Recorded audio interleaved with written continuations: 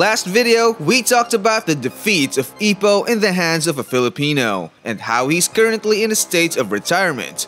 But before that, he fought a genius who was dubbed as a prodigy in boxing, who became a champion in his first 3 fights alone. And that's what we're going to talk about in this video. Ipo and his gymmates Aoki, Kimura, and Itagaki learned that they have an upcoming match, and Ipo's opponent is the Indonesian champion. Ipo asked Kamogawa, "Coach, do you have any information that I could know about this champion?" Kamogawa answered based on the videos he watched about the champion. "The only thing I can say is I saw a beautiful place." Ipo was confused by his coach's answer and he watched the videos of the champion. Ipo and his gymmates watched the video and all he saw were monkeys and pictures of Indonesia. But when Ipo looks closely at the video at his house, he noticed that the leader of these monkeys is a human. Tarzan? Is that you? The next day, he shared this with Aoki, Kimura, and Itagaki. Ipo said that his opponent is indeed skinny, has long hair, and is not tall. Ipo also saw that he always led the group of monkeys, so he was sure that he was fast, agile, and had long arms. Ipo learned from Itagaki that the coach of the champion is Miguel Zale, the trainer of Brian Hawk, who was defeated by Takamura before he became the WBC junior middleweight champion. Ipo also discovered how good a trainer Miguel is, who had produced 6 world champion boxers. Itagaki said that Ipo is still lucky, because even though Miguel is a good coach, Ipo's opponent has only fought 3 times, so he is definitely not a complete package yet and still has a lot to learn. And this is Ipo's best chance to defeat this champion. Because of what Ipo learned, he went to Shimono Zoo to study how monkeys live. But the monkeys there were sluggish, unlike what he saw in the video. Marie came over and said that Ipo's fight with the champion is going to be fair because they both have fame and good coaches. Because of this, our protagonist gained confidence. Upon returning to the gym, he trained with Aoki, Kimura, and Itagaki to prepare for their fights. 1 month before the fight, Ipo trained to counter the champion who is agile and quick to move in the ring. Their strategy was to trap him in the corner using combinations of punches. Ipo learned from Vorg and his coach the name of the champion, and their strategy would not work against Wally. Because during their sparring, Wally is strong when in the corner. Vorg is the Russian who Ipo fought when he was just starting in boxing. Because of this, Kamogawa thought and realized that despite everything, their fight would still end up in the corner. And their training continued to prepare Ipo for the corner battle. Ipo and Wally first met at the Korakuen Hall where their weigh-in would take place. After their weigh-in, everyone was surprised at how friendly Wally and Miguel were to Kamogawa and Ipo. This was everyone's first time seeing a weigh-in that wasn't intense, and they were taken aback. And because their weigh-in was over, Wally gave Ipo a banana. Ipo was embarrassed because he didn't have anything to give to Wally. But Wally said it was okay because he was sure that Ipo would give him something tomorrow. Ipo then left the venue with Miyagi. And suddenly Ipo said that Wally's aura was like Vorg's and Sendo's. So he was sure that Wally was also strong like his previous opponents. Later that night, Kamogawa and Miguel talked. Kamogawa found out that Wally would be the last boxer Miguel would train. Miguel also told him how he met Wally, and he only saw him on TV in a story about a man living in the jungle with monkeys.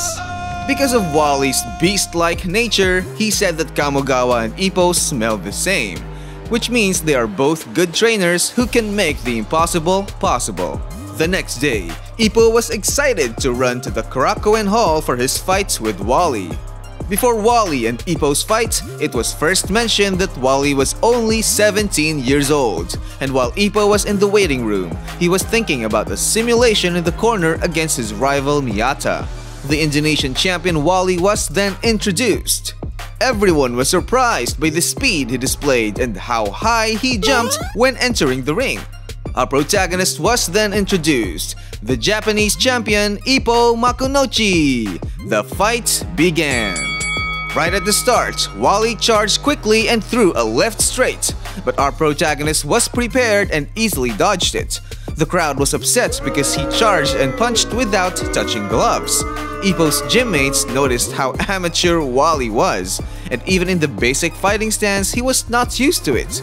Wally suddenly charged again and rained quick punches, but Ipo easily blocked them all without any difficulty.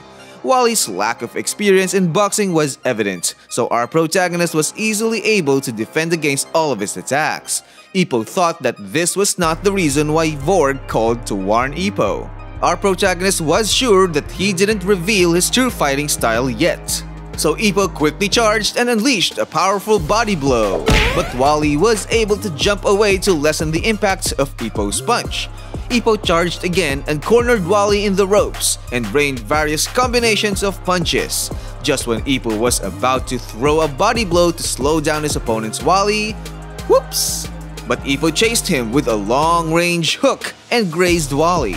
Wally was greatly surprised when his legs lost their strength and he was knocked down by that punch. Upon standing, while Wally was recalling the correct fighting stance, Ipo rushed at him and Miguel shouted, "Freedom!" causing Wally to lower his guard. And here we can see Wally's true fighting style.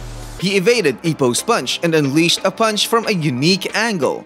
Our protagonist was grazed by this punch. Ipo continued to charge at Wally, persistently throwing left and right hooks, but Wally was able to dodge all of these using his speed. Takamura stated that Wally was a carbon copy of Brian Hawk, whom he had fought before, but Wally was significantly faster compared to Brian due to the weight difference, and Takamura was worried about this because it would surely be a problem for our protagonist. Miguel explained that he planned for Wally and Ipo to fight so that Wally could learn and get used to boxing. But our protagonist was too strong for him, so they abandoned their plan and let Wally use his natural talent. Ipo unleashed a right straight, but Wally managed to evade it and countered with the punch that landed on our protagonist's chin. Ipo continued to charge. Wally incessantly countered and rained punches on Ipo, but Wally was greatly surprised that Ipo didn't stop his attack. And when Wally was cornered on the ropes again, the referee stopped Ipo and that's how the first round ended. Before the start of the second round, Takamura and others discussed how a punch you don't expect can still leave a mark no matter how weak it is. So Ipo needed to be careful because he surely wouldn't know where Wally's punches were going to come from. Ipo stated in his corner that Wally's punches were bad news because they were strong and solid. Before the fights began, Miguel told Wally to keep using freedom, and Kamogawa told Ipo to prioritize getting used to Wally's unique punches. The second round began. Our protagonist realized that his punches wouldn't connect in the middle of the ring, so he planned to corner Wally, and Wally was pushed back to the ropes by punches that didn't land. Ipo advanced quickly, using his peekaboo style to start his attack while Wally was on the ropes. But our protagonist's peekaboo guard was broken when he was hit on the chin with a smash similar to Sendo's punch. Ipo continued to advance until Kamogawa yelled at him not to stop because of that. Here we fully see Wally's natural talent as Ipo was charging. He suddenly switched to the Hitman stance and used flicker jabs similar to Mashiba's technique to keep our protagonist at a distance.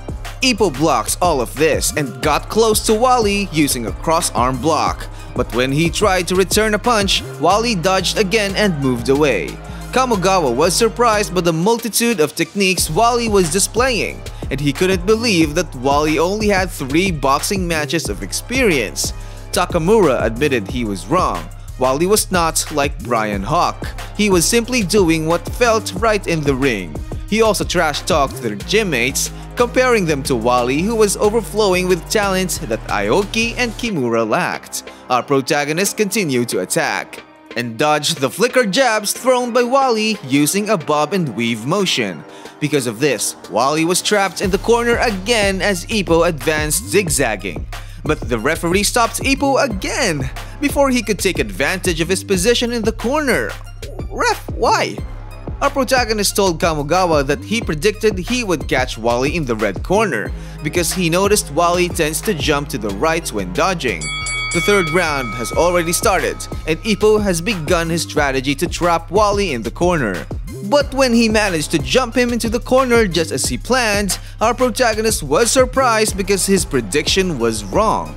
Wally held onto the rope he used to get behind Ippo, and he let out a 1-2 punch that landed solidly on our hero. Wally did this again, and because Ippo didn't know how this was happening, he panicked and was hit by another solid punch. Our hero's having a hard time cornering Wally due to his unpredictable movements and the unorthodox punches he was throwing. While Wally was on the ropes, Ippo threw a strong punch, which pushed Wally back to the corner and rained a variety of punches, but Wally easily evaded all the punches of our hero. Then he let out a solid counter punch that stopped our hero. It seemed to have stunned him, and by the looks of it, yeah, definitely. Because of this, Ippo was nearly knocked down. But our hero refused and immediately lifted his own body to prevent being knocked down. While Ippo was in the corner, he tried to throw punches as Wally approached, but it was easily dodged due to the strength of the punch our hero threw. He even got off balance, and Wally was cornered again. Ippo remembered Vorg saying that Wally's specialty was corner fighting, but our hero still rushed in and was turned around and countered.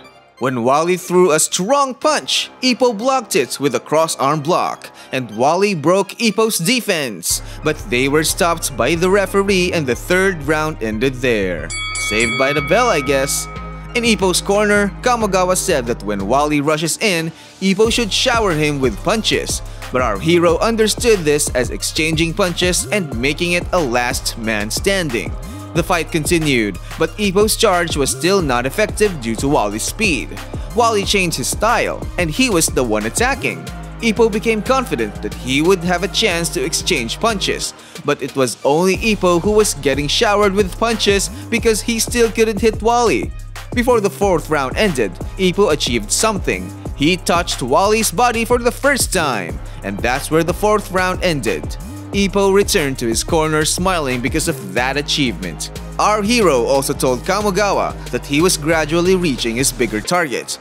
In the fifth round, Ippo touched Wally for the fifth time, and throughout the fifth round, Wally pummeled our hero without any opposition until the round ended. Before the sixth round started, Kamogawa advised Ippo that his goal was for Ippo to touch Wally for the sixth time. In the sixth round, our hero succeeded in touching Wally for the sixth time, but he took various combinations of punches. Our hero landed a solid punch on Wally's defense, sending him flying to the corner. Ippo rushed to the corner and was hit by a strong counter. Kamogawa said that if Ippo falls here, they would surrender and throw in the towel. But Ippo held onto the ropes and fought back.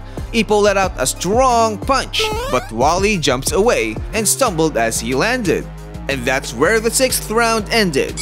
In our hero's corner, Ippo asked his coach what their next goal was, and he was told to just throw a punch that could knock Wally down. All throughout round 7, Ippo was throwing punches with all his might, but all of these missed and were only evaded by Wally. Until Wally tried to dodge the punches using his footwork and our hero hit his defense. After that, Ippo landed a solid uppercut. The two exchanged punches and Wally was pummeled. Ippo connected again with a solid right straight, and it penetrated Wally's defense, sending him flying to the ropes. The 7th round ended here. Before the 8th round started, Kamogawa said that Ippo's next goal was to knock Wally down. The 8th round began with the two boxers exchanging punches in the middle of the ring.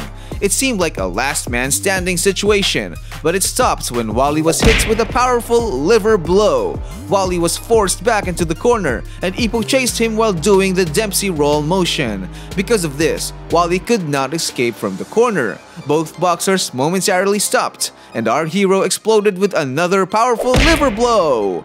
Ippo quickly followed it with a solid right hand to the face. After this, Miguel threw in the towel, and at the same time, Wally fell to the ring. Ippo also collapsed from exhaustion and lost consciousness while the crowd was screaming because of the intense fight. The fight ended and Ippo Makunouchi was declared the winner. Ippo regained consciousness in the waiting room. Here, our hero recounted that he thought he saw a bird when Miguel threw in the towel. And that's where our video ends. What do you guys think?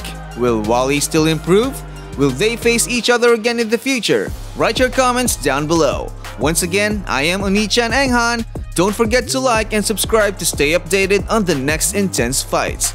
See you next time, guys.